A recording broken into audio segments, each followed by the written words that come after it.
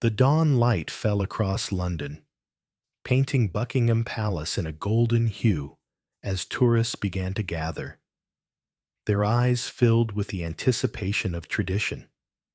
They had come for the changing of the guard, a ceremony passed down through generations, a ritual that embodied centuries of discipline, service, and devotion. Cameras clicked, voices hushed, and the rhythmic steps of the guards echoed faintly in the courtyard. To the ordinary visitor, this spectacle was a window into the heart of British heritage. Yet on this particular morning, beneath the surface of ceremony, something far more unexpected was about to unfold. Among the crowd stood a man who did not share the same reverence. His name was Ryan Chen, a decorated martial arts champion from California, with medals and titles that had filled his life with pride and perhaps with arrogance. He wore his designer clothes like armor, his polished watch catching the sunlight, his posture radiating the restless energy of a fighter who could not stand still. Where others saw soldiers carrying out one of the most symbolic roles in the kingdom, Ryan saw only statues dressed in red and gold, men bound by tradition rather than sharpened by combat. His words, dripping with disdain, carried to his followers who surrounded him in loyal formation.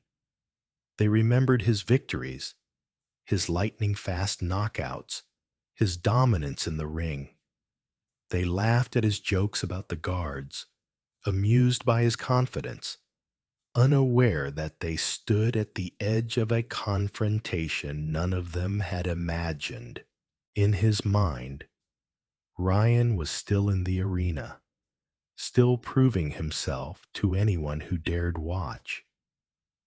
And in front of him stood a motionless man in a bearskin cap, a silent sentinel who seemed to invite challenge simply by refusing to move. The tourists around them shifted uneasily, some stepping back, others leaning forward, sensing the tension forming in the air. Even those who had never been near conflict could feel that something was wrong. Ryan was not here to watch a ceremony. He was here to prove something, to himself and to the world.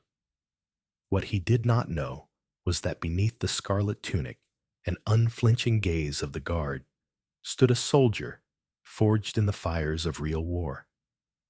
And on this morning, arrogance was about to meet discipline, and pride was about to be broken by silence. The courtyard of Buckingham Palace glistened beneath the soft light of the rising sun, its stone surface still damp from the night's mist. Tourists had gathered in greater numbers now, forming loose clusters along the iron railings and courtyard edges, their chatter weaving through the air like threads of excitement. For them, this was a chance to witness heritage in motion, a living page of history unfolding before their eyes. Yet within this crowd stood a man who carried himself not as a spectator, but as though he were the main event. His name was Ryan Chen, and arrogance practically dripped from his every movement. Ryan adjusted the sleeve of his designer tracksuit, making sure the logo of his sponsor gleamed in the sunlight. His followers, a tight-knit squad of fighters and students who adored him, flanked him with the loyalty of bodyguards.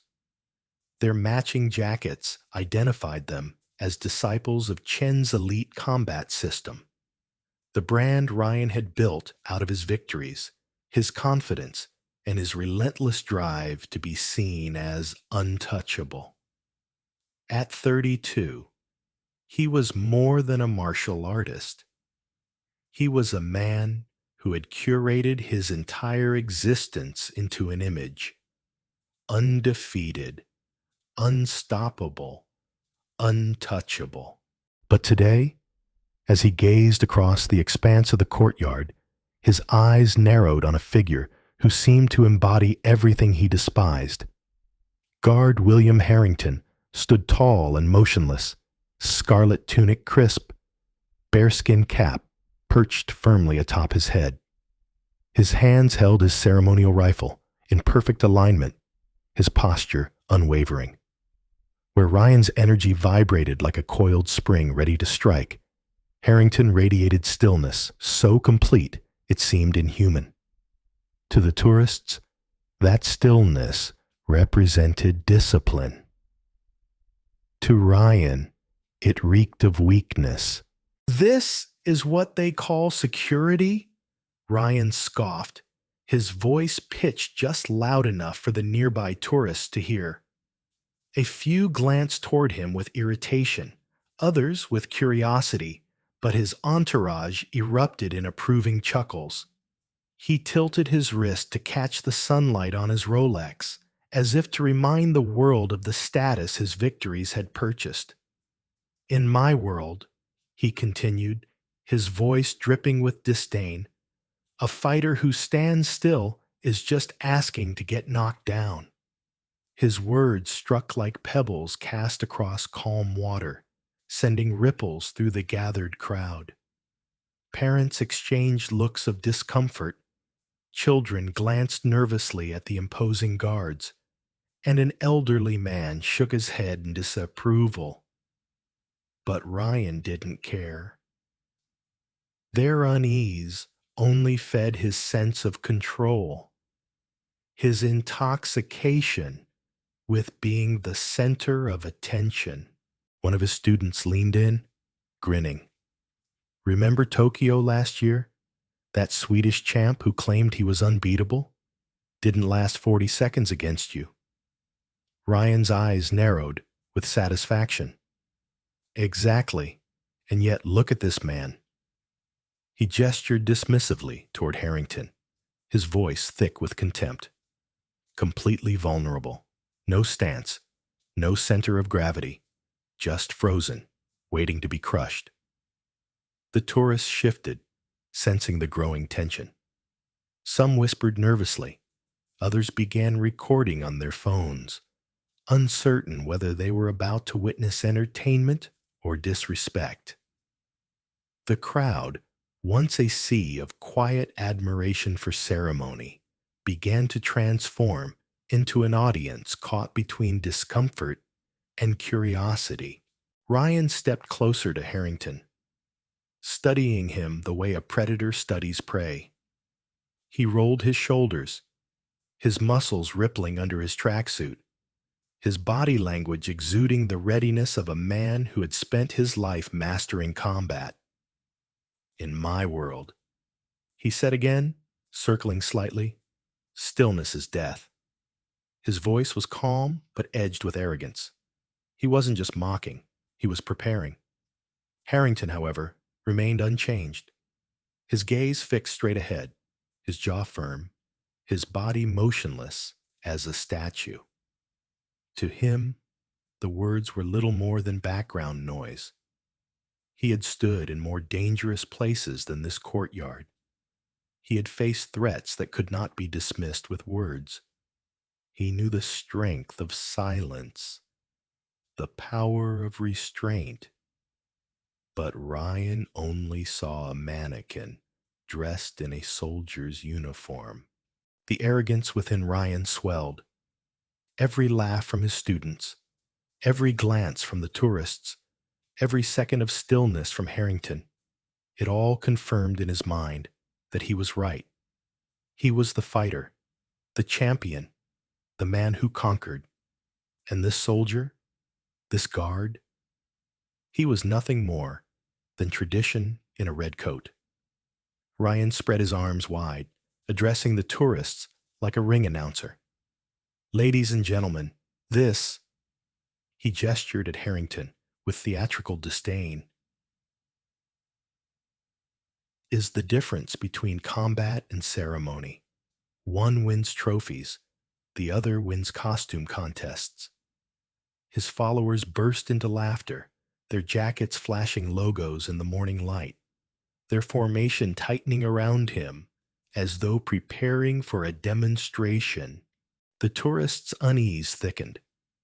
A British family pulled their children back, shielding them from what they sensed was about to escalate. A woman muttered, "This is disrespectful," and began to walk away. Yet others stayed, drawn by the strange theater unraveling before them.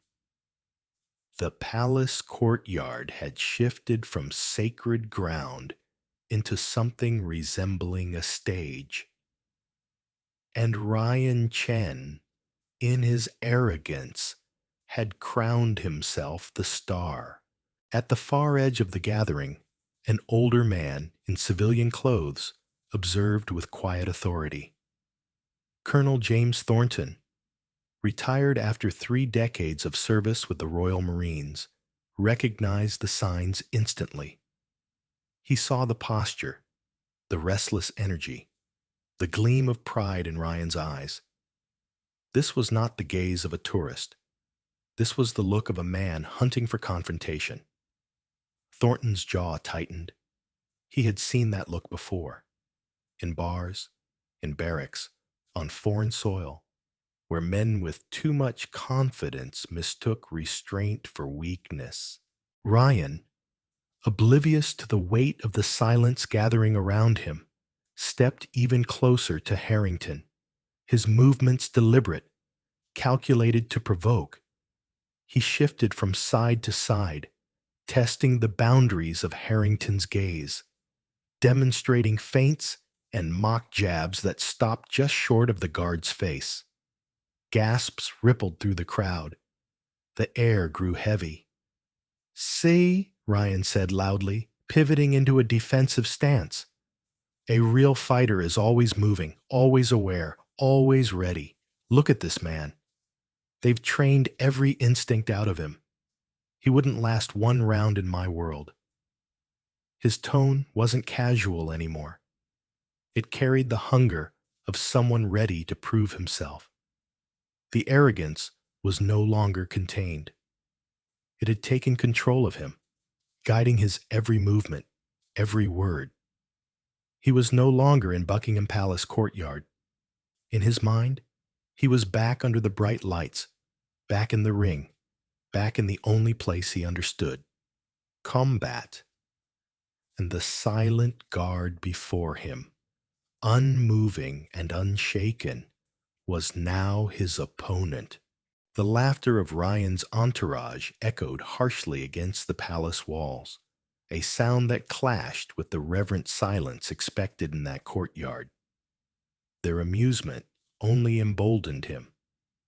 To Ryan Chen, this was no longer a place of tradition, but an improvised stage, and every breath he took was meant to prove a point.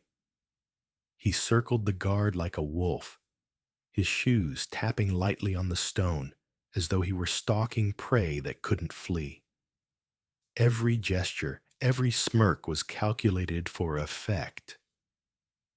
He wanted the crowd to see, to understand that their hero in red was, in his eyes, nothing more than a decorated mannequin. "Look at this poor guy," Ryan sneered, his voice pitched with theatrical exaggeration. "They've trained every instinct out of him. In a real fight, this kind of rigidity gets you killed." His words carried far, bouncing across the courtyard. Parents frowned. Veterans in the crowd bristled, but said nothing, their jaws tightening at the disrespect. And still, Harrington did not move. His eyes stared straight ahead, his breathing calm, his presence steady as the stone beneath his boots.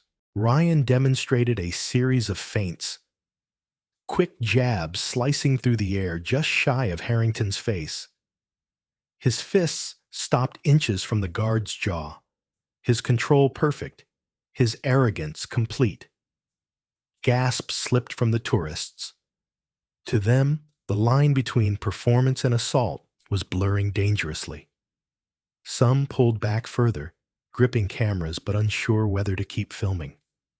Others leaned forward, their curiosity feeding the spectacle. "You see?" Ryan barked, pivoting and showing off his footwork. "Every move I make is for one purpose: victory, lethal precision, nothing wasted, nothing for show." He struck the air again, his fists whistling close to Harrington's unmoving chest. The guard remained statuesque, as though Ryan were a ghost passing through him. Among the onlookers, Colonel Thornton had edged closer, his military bearing unmistakable, even in civilian clothes. He didn't shout, didn't push his way forward, but the tension in his eyes betrayed his unease. He had seen what came next in situations like this. He recognized the swelling bravado, the way adrenaline and arrogance fed each other until common sense evaporated. Ryan spread his arms wide again, assuming the role of lecturer and announcer rolled into one. "Ladies and gentlemen," he boomed, "what you are witnessing is the fundamental difference between British tradition and actual combat effectiveness." He gestured toward Harrington with mock respect. "These guards are living statues, symbols, not fighters. They may look impressive, but in real combat, this stillness, this rigidity is fatal." His students, now fully invested in the performance, shifted to form a demonstration circle. They positioned themselves strategically around Harrington, their matching jackets creating a visual barrier that separated the guard from the rest of the crowd. The courtyard was no longer a neutral space. It had become an arena, one designed by Ryan's arrogance. "This is Jin," Ryan said, motioning to the tallest of his entourage, a stoic man with hands wrapped in fight tape. "Three-time international kickboxing champion. And Marcus," he added, pointing to another fighter whose ears bore the scars of countless battles in cages and rings. "Former welterweight MMA title holder. These men fight for victory, for survival, not for pageantry." The tourists murmured uneasily. Some shook their heads, disapproving. A British veteran in the back muttered under his breath, recognizing the danger of mocking men whose discipline ran deeper than show. Yet others still watched with fascination, phones raised high, unwilling to look away from the spectacle unfolding before them. Ryan strutted before Harrington, his voice rising in rhythm with his growing confidence. He launched into a rapid flurry of punches, each one stopping a hair's breadth from contact. The air cracked with speed, the kind of practiced precision that had dropped champions in foreign arenas. The crowd gasped, and still the guard did not move. "Notice," Ryan crowed, pointing at the unflinching soldier. "He doesn't even blink. That's not discipline. That's fear. The fear of breaking rules. The fear of thinking independently. That's what military training does. It strips you of your instincts, makes you rigid, predictable, weak." His words dripped like venom into the air, each syllable a challenge not just to Harrington, but to the centuries of tradition that stood behind him. A young mother pulled her daughter away, whispering, "This is disrespectful. We're leaving." Her voice trembled with both anger and unease. Several followed, unwilling to stay for what was beginning to feel less like a demonstration and more like the prelude to violence. But Ryan pressed on, his arrogance inflamed by the shrinking circle of spectators. He was no longer speaking to them. He was speaking to himself, to the world he imagined was watching. He stretched his neck, rolled his wrists, performed the ritual of a fighter warming up. Every muscle was coiled, every gesture deliberate. The most dangerous delusion in combat sports, he declared, is believing that tradition equals effectiveness. These men sacrifice practicality for pageantry, and today I'm going to prove it. Colonel Thornton moved closer still, his presence now impossible to miss. He spoke in a steady, quiet tone, his words aimed at Ryan's students who blocked his path. Your friend is making a serious mistake. That guard is not what you think he is. One of the fighters, a heavy-set man with a broken nose, placed a hand on Thornton's chest. Let the demonstration finish, old-timer, he said casually, but his eyes betrayed the seriousness of the barrier. Thornton didn't push back. He simply held his gaze, his jaw set. He had seen this arrogance before. He knew how it ended. In the center of the circle, Ryan squared his stance. He raised his fists, his body shifting with the precision of a champion preparing for a decisive strike. Today, he said, his voice loud and commanding, I will show you why this kind of static defense is obsolete, why it fails against modern combat. The tourists who remained leaned in, hearts pounding.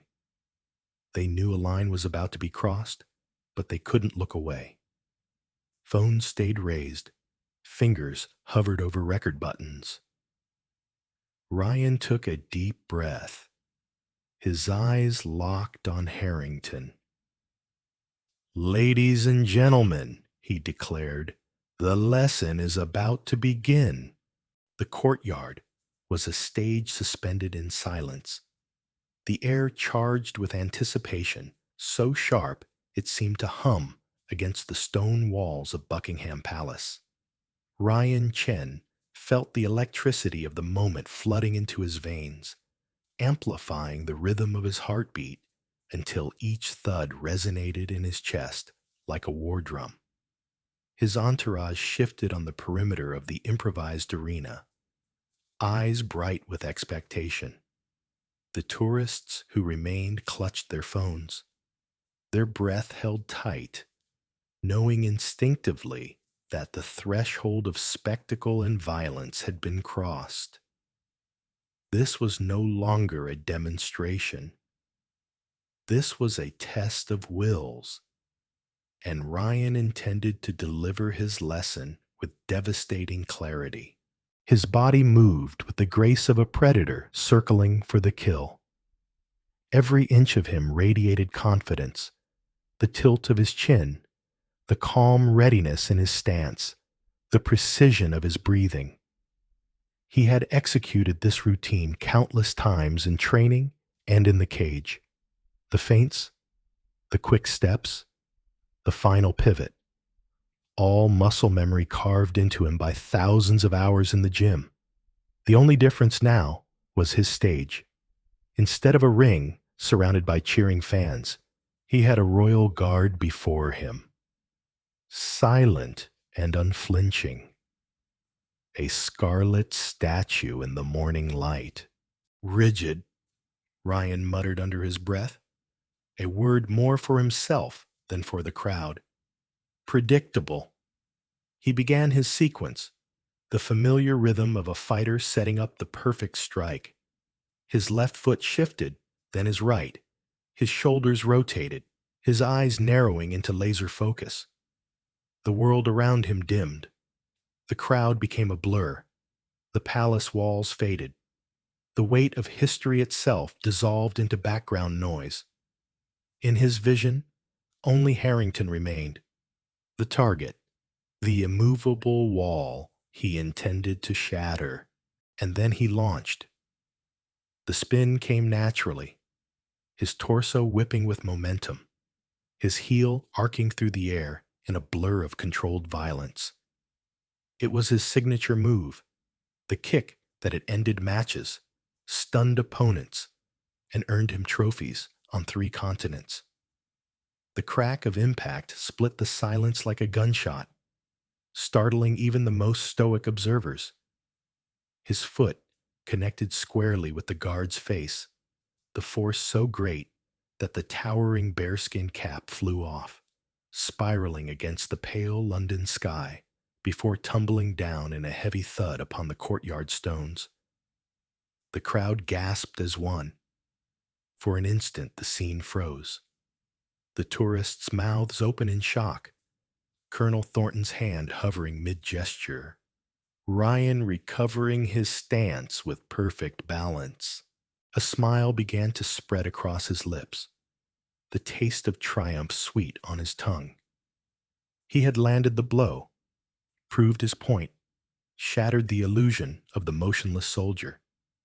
He turned slightly toward the crowd, ready to declare his victory. But the words caught in his throat. Harrington had not fallen. He had not staggered. His head had snapped sideways at the moment of impact, blood now tracing a thin line from his temple. But his body remained firm, his boots planted like roots in the stone. Slowly, deliberately, he straightened his head, his eyes at last shifting from their unbroken forward gaze to lock directly onto Ryan's. What Ryan saw there was not pain. It was not fear. It was clarity, cold and sharp, the gaze of a man who had stared down real threats in deserts and cities far away, where silence meant survival and movement meant death. The crowd's astonishment deepened into silence. Phones lowered unconsciously. A hush fell, thick and reverent, as though the courtyard itself held its breath. Ryan's pulse quickened, not with the adrenaline of triumph, but with the first creeping edge of doubt. "Oh," one of his students whispered hoarsely, the word cracking like glass in the still air. Then Harrington moved. The rifle in his hand clattered to the stone, the sound flat and heavy in the charged silence. His posture shifted in an instant from ceremonial stillness to lethal efficiency. He closed the distance between himself and Ryan with terrifying speed, the red of his tunic blurring as his body cut through the air. This was no theatrical response, no flailing counterstrike. Every step, every movement was direct, controlled, honed by combat in places where hesitation cost lives. Ryan's fighter's instincts kicked in. To his credit, he did not crumble. He adjusted his stance, raising his guard, muttering with a shaky bravado, "Now we're talking. Let's see what they actually teach you." But the hollow edge in his voice betrayed him. He had fought men who trained to win points, to knock opponents down in the safety of a ring. He had never faced a man who trained to end threats with brutal finality. Harrington's first strike landed before Ryan could finish his sentence. It wasn't flashy. It wasn't meant to impress anyone. It was precise, brutally efficient, a textbook military strike aimed not for show, but for control. Ryan's arms rose instinctively, blocking as he had 1,000 times before, but the force sent him stumbling backward. Pain blossomed across his forearms, the realization dawning with each step that this was not the kind of fight he had ever prepared for. The guard pressed forward, silent, unrelenting. His fists and elbows cut through Ryan's defenses like water eroding stone. He didn't pause. He didn't gloat. He didn't perform. There was no audience in his mind, only the mission. Ryan's counterattack came in the form of a swift kick, sharp and practiced, a strike that had won him championships. Harrington caught it mid-air, his grip iron around the champion's leg. In one fluid, decisive motion, he swept Ryan from his feet and slammed him into the ground. The impact reverberated through the courtyard, knocking the breath from Ryan's lungs and the arrogance from his eyes. Flat on his back, Ryan's mind raced. He tried to twist, to counter, to regain the upper hand as he had countless times before. But each attempt was neutralized with quiet precision. Harrington shifted his weight, pinning Ryan's chest with a knee, not enough to break, but enough to immobilize. The tourists leaned forward, their silence deafening. The predator had become prey, and the shift had been instantaneous. "Stay down," Harrington said, his voice calm, measured, the first words he had spoken all morning. They cut deeper than any strike. This wasn't anger. This wasn't ego. This was command, delivered with the authority of a man who had been here before, in far deadlier arenas than this. Ryan lay stunned, his lungs burning, his pride fractured, his mind clawing at explanations that no longer held. He had underestimated the stillness. He had misread discipline as weakness. He had mistaken silence for fear. And now, pinned beneath the weight of truth, he realized the depth of his mistake. Colonel Thornton stepped forward into the courtyard's tense silence, his presence commanding without force. He raised his hand, and the low murmur of the tourists subsided instantly.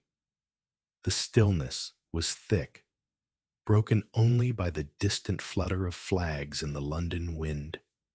Thornton's eyes swept over the crowd, then settled on Ryan Chen, who stood bruised and silent, his arrogance stripped away.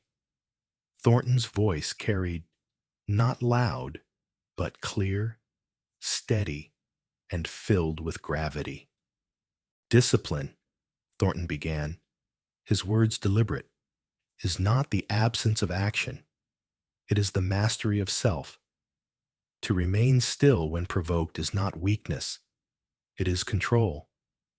The crowd leaned closer, the gravity of his tone pulling them in.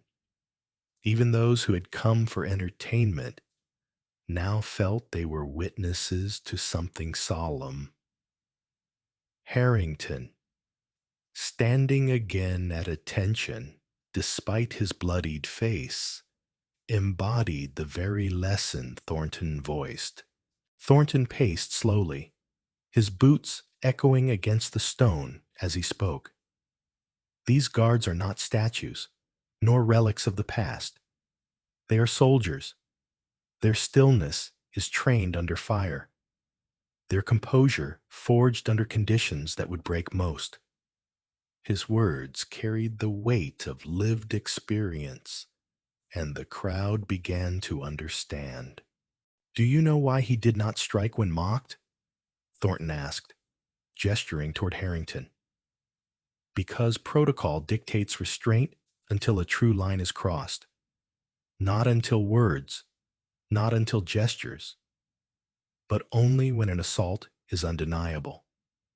That restraint is harder than any strike." The tourists shifted uncomfortably, some nodding, some lowering their eyes. A veteran in the crowd touched the medal on his chest, recognition in his gaze. Thornton's voice softened, but his eyes remained sharp. Restraint is not weakness. It is strength in its purest form. Thornton turned his gaze back to Ryan. "Competition teaches you to score points.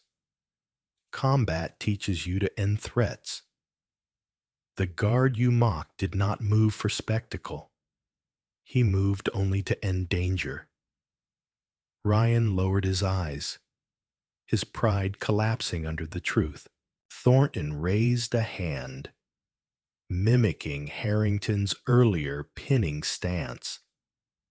When he placed his knee to your chest, it was not dominance, it was doctrine. It neutralized you without destroying you. That is what real discipline looks like. A mother held her child closer, whispering reassurance as Thornton continued. Ceremonial duty rotates among active soldiers. The man you see in uniform today may deploy into combat tomorrow. This post is not play. It is honor. The mother looked at Harrington differently now, her eyes softening with respect. Fear, Thornton said, is not to be banished, but mastered. The guard did not fear your strike, Mr. Chen. He feared escalation. He feared what could come if he broke protocol too soon. That is proper fear. Fear harnessed for control. Thornton fixed his eyes on Ryan, his tone sharpening. The greater skill is not striking, but choosing not to strike. You thought his silence weakness. It was the highest discipline.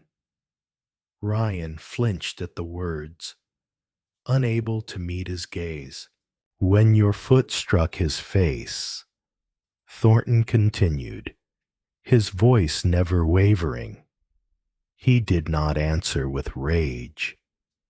He answered with precision. That is what separates a performer from a soldier. The words echoed across the courtyard. Step by step, Thornton explained. He did what doctrine demands. Drop the weapon to avoid escalation. Close the distance. Control the aggressor.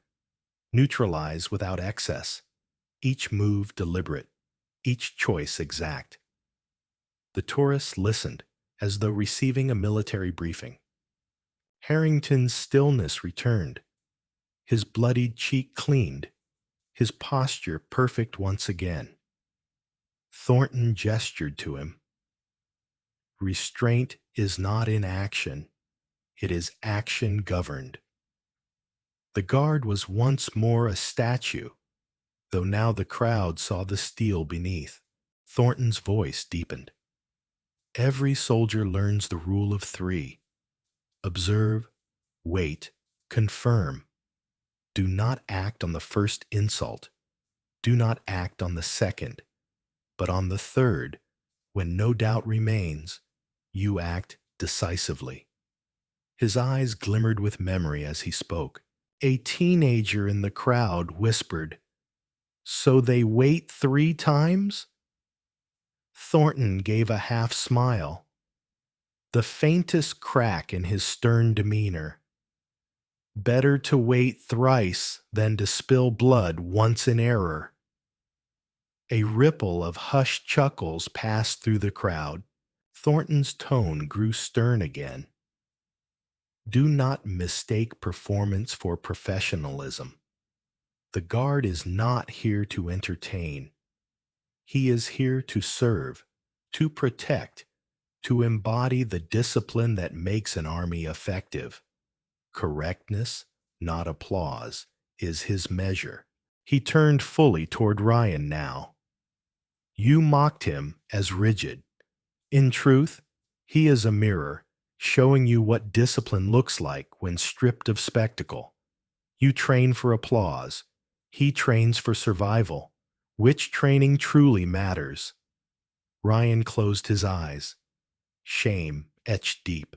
The silence stretched, then softened. A murmur rippled through the crowd, not of gossip, but of respect. Thornton let the moment breathe, then stepped back, his duty as teacher complete. The tourists now looked at the guards with new eyes. At the edge, the mother whispered, "You're a hero." to her child, pointing toward Harrington. Thornton gave a final nod, his expression unreadable, and walked away. The palace seemed to exhale, the tension lifting, leaving behind reverence. The guard stood straighter. So did the crowd. The courtyard of Buckingham Palace was no longer filled with the tense energy of confrontation. Instead, order had returned, though a trace of shock still lingered in the air. Palace security had taken control with swift efficiency. Radios crackled, clipped commands passed between officers, and tourists were carefully ushered back, though many lingered at a respectful distance, unwilling to miss the unfolding aftermath. Ryan Chen stood surrounded, his once proud posture now bent, his designer tracksuit rumpled, and his face carrying both bruises and humiliation. His entourage, who only minutes earlier had projected swagger, kept their eyes low, their matching jackets suddenly feeling more like a uniform of shame than pride. Colonel James Thornton, the retired officer whose voice had brought clarity to the chaos, exchanged a firm nod with the palace security commander. His words carried authority, even though his role was no longer official. Assault on a serving guard is a serious offense, Thornton said quietly, though loud enough for those near him to hear. The Crown does not take it lightly. The officer in charge agreed, his jaw tight. Ryan, hearing those words, felt the cold weight of reality settle on his shoulders. Guard William Harrington had resumed his post, his cap replaced, his tunic straightened, though the faint trace of blood at his temple betrayed what had just occurred. He stood in perfect composure, rifle once more in his grip, his eyes fixed forward. Nothing in his bearing revealed the violence he had endured, or the precision with which he had responded. To the tourists watching, he was again the unshakable emblem of the royal guard, though now they looked at him with deeper understanding. Meanwhile, Ryan was escorted inside, away from the courtyard, his trainers and followers dispersing under the firm watch of security. His footsteps echoed down narrow corridors until he was led into a small holding room. The space was stark, white walls, a metal chair, and a wooden table. Here, away from the grandeur of the palace exterior, the reality of his actions became unavoidable. He sat, elbows on the table, fingers pressed against his forehead, as he tried to comprehend the speed at which arrogance had collapsed into disgrace. Minutes passed before the door opened again. Guard Harrington entered, no longer in ceremonial scarlet, but in standard combat uniform. The simplicity of it, muted tones, practical gear, made him appear even more formidable. He carried no rifle now, only the aura of a man who had seen enough battles to know silence often spoke louder than words. Ryan straightened instinctively, a flicker of respect in his eyes. Gone was the cocky champion who had strutted through the crowd. Here was a man forced into humility, facing another whose presence was unshakable. The security officer who had accompanied Harrington paused at the door.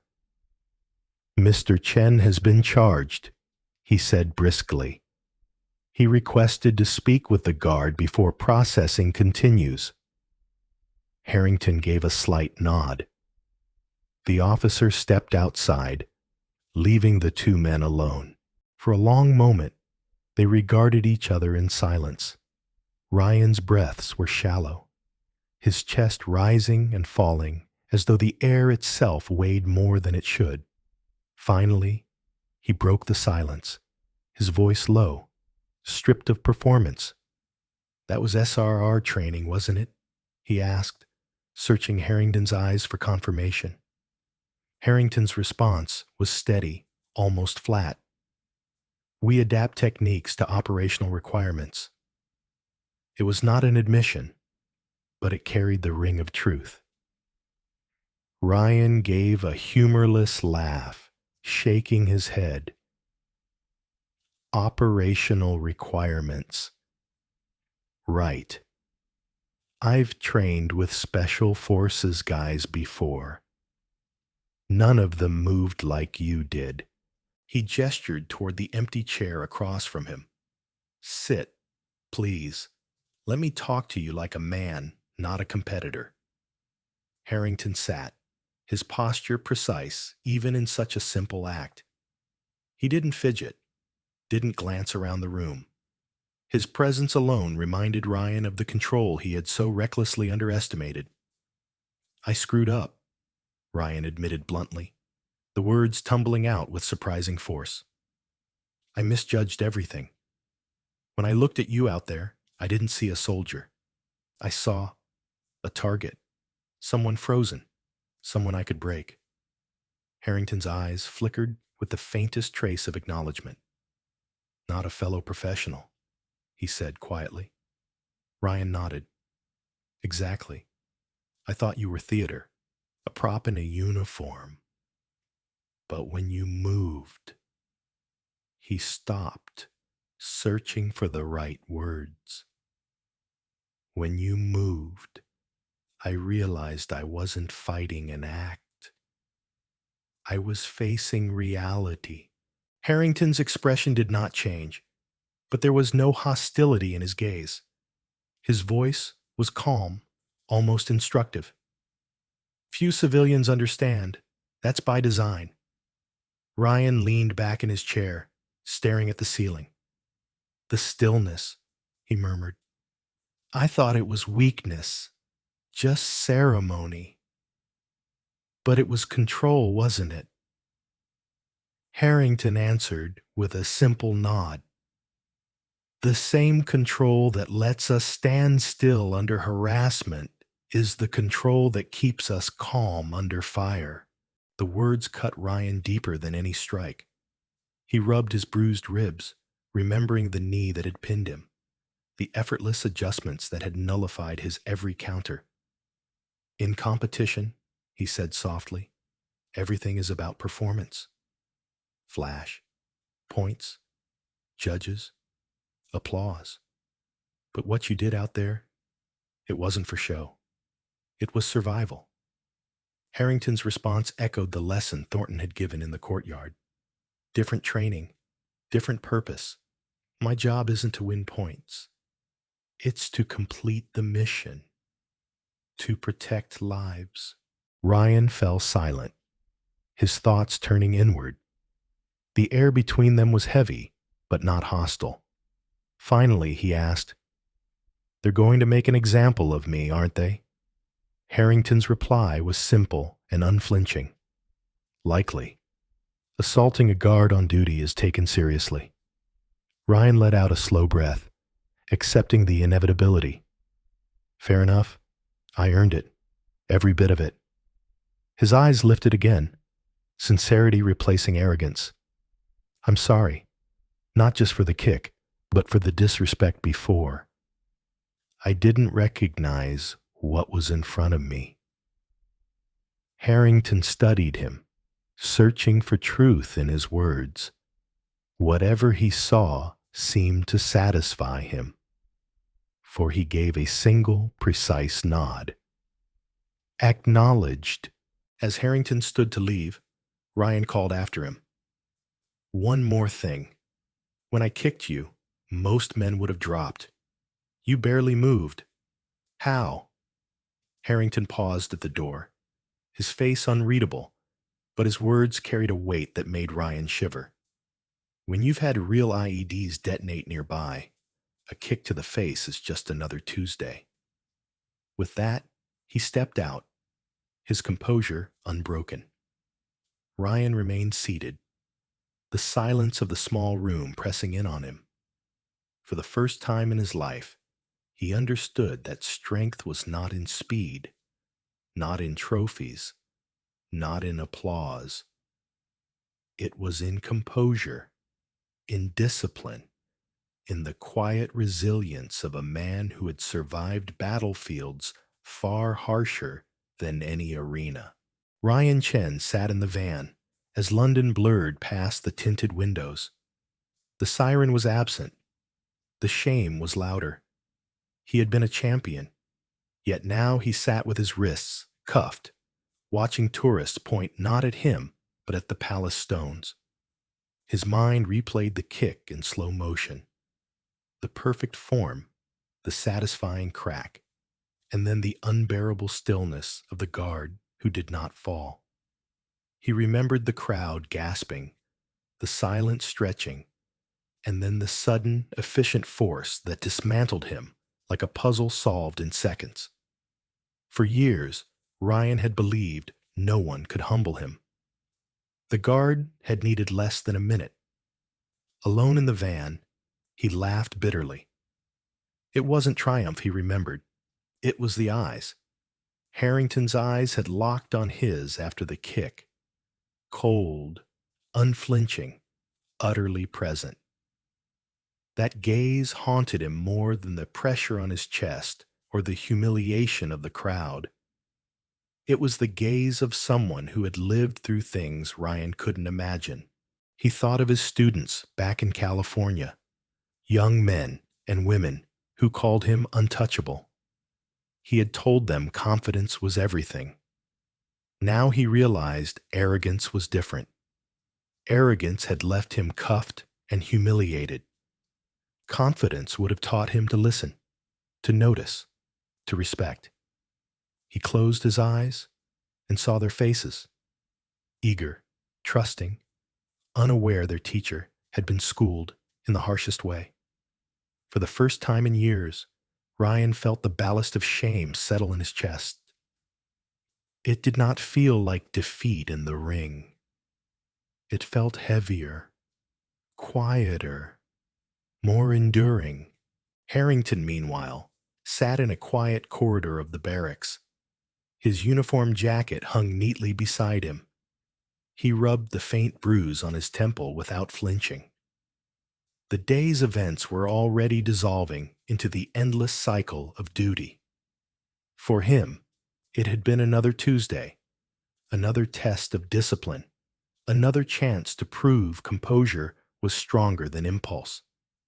He thought of Afghanistan, of Syria, of patrols through hostile towns where stillness had saved lives. He thought of the younger soldiers who watched him today, who needed to know that restraint was not weakness. He thought of the medal pinned in a private ceremony, earned not for attack, but for patience under fire. Harrington did not dwell on the kick. He dwelled on the vow he had made long ago. Never let ego dictate action. Today, he had kept it. Thornton caught up with him before dismissal. The colonel carried the calm of someone who had seen arrogance dissolve many times. He did not offer praise. He did not need to. Well held was all he said. Harrington nodded once.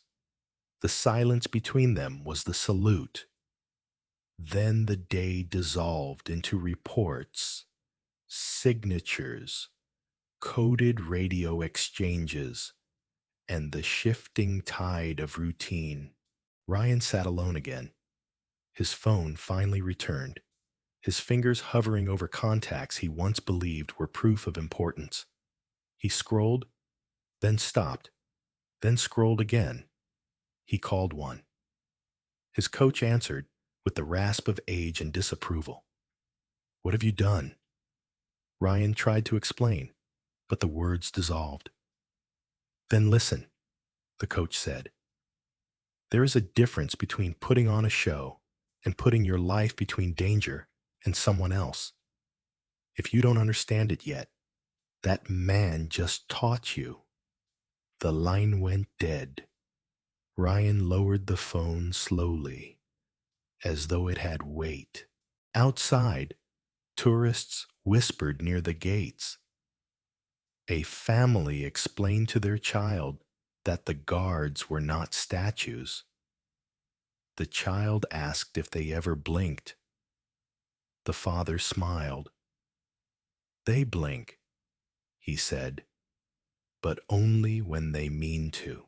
In another corner, Jin and Marcus sat without jackets, their bravado gone with the crowd. We thought we knew, Jin said softly. Marcus nodded. Turns out we were tourists too. Neither laughed. They sat like fighters after a loss, waiting for someone to call their name. By nightfall, Ryan was asked to sign documents. He signed without resistance. He signed again. He read words like assault and official charge and did not flinch. I'd like to speak with the guard again, he said. The officer raised an eyebrow, but noted the request. We'll see, he replied. In the barracks, a young soldier relayed the message to Harrington. Harrington did not look away from polishing his boots. Noted, he said. The junior hesitated. Do you want me to refuse? Harrington shook his head. If his commander permits, I'll hear him. The boots shone without blemish. That night, Ryan lay in a narrow cell bed. He did not dream of medals or trophies. He dreamed of standing still. He dreamed of silence and of a man who did not blink until he chose to. In the quiet, Harrington slept in his own quarters. His dreams were not of Ryan. They were of patrol routes in deserts and of rain dripping on steel helmets. He dreamed of a horizon that never moved. He woke once, checked his watch, and went back to sleep without a word. Dawn returned with pale light on the palace stones. Harrington took his place again at the gate. The bruise on his face was faint now. His posture had not altered by a hair. Tourists gathered with a new reverence. Ryan, from a narrow window, saw the crowd pause differently than before. He saw them linger, not for a photograph, but for respect. He pressed his forehead to the glass and whispered nothing. The silence was the only reply he deserved. Harrington's eyes stayed fixed forward. The world moved around him. Ryan closed his eyes and finally understood what stillness could mean. The courtyard of Buckingham Palace stood in quiet balance, its stones washed in the golden light of another London afternoon. Tourists moved gently across the square. Cameras lowered, voices softened by the memory of yesterday's spectacle. Where there had been chaos and arrogance, there was now respect. Guard William Harrington stood immovable once again, his scarlet tunic perfect, his bearskin cap steady, the bruise on his face a faint reminder of what discipline endures. He did not acknowledge the crowd, and he did not need to. His silence spoke louder than any declaration, and it was received with reverence, far away, behind walls, where the noise of visitors did not reach. Ryan Chen sat with his head bowed. The roar of the ring, the cheers of students, the glitter of trophies, all seemed like distant echoes now. In their place was the weight of something he had never truly felt before. Humility. For the first time in his career, he had learned that victory was not always the highest form of strength, nor was spectacle the proof of power. What humbled him was not the blow he received, but the restraint of the man who delivered it. Harrington could have destroyed him. Instead, he taught him. Colonel Thornton, who had observed both the arrogance and the correction, walked the edge of the courtyard once more. He smiled faintly at the respectful distance kept by the visitors.